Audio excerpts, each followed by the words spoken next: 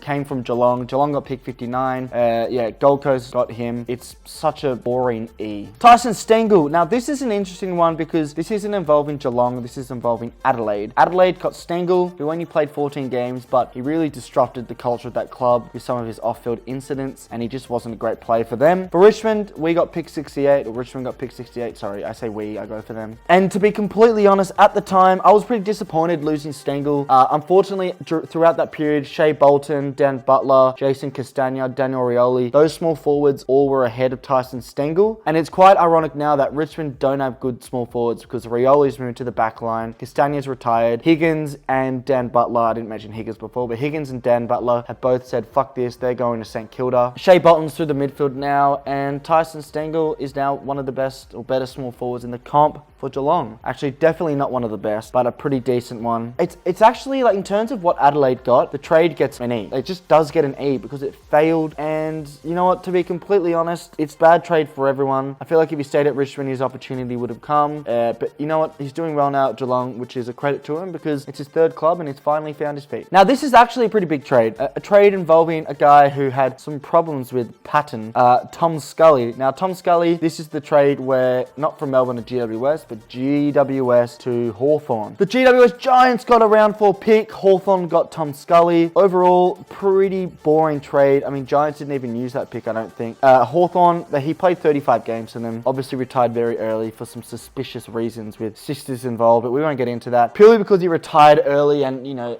he really disrupted the culture at Hawthorn. I'm going to be giving that trade, not much was given up for him. Let's give it a D. Taylor Duray went from Hawthorn to the Dogs. He's been great for the Dogs. Nearly 80 games played. Reliable defender. Hawthorn only got, well, the Dogs only gave up round 4 pick, a future round 4 to Hawthorn. It's a big dub for the Western Bulldogs, that trade. I'm honestly going to give it an A. I feel like an A is pretty fair for that trade. Next up, the Ryan Burton trade and the Chad Wingard trade. Traded clubs. Wingard from Port Adelaide to Hawthorn, and then we got Ryan Burton from Hawthorn to Port Adelaide. Quick recap of this trade. Hawthorn got Wingard in a round 3, and then Port Adelaide got Burton, a round 15, a round 35, and a round 4. Port Adelaide definitely win this trade. Wingard's only played 71 games. Burton's played more at 92 games, and has probably been more consistent, and he is younger, so that's a better trade in that sense. And then Hawthorn only getting a round 3, where the Port Adelaide Football Club get a pick 15, a round 4, and a pick 35. In terms of the Ryan Burton trade and everything involved with it, that trade gets an A. In terms of the Wingard trade, I'll give it a B. He's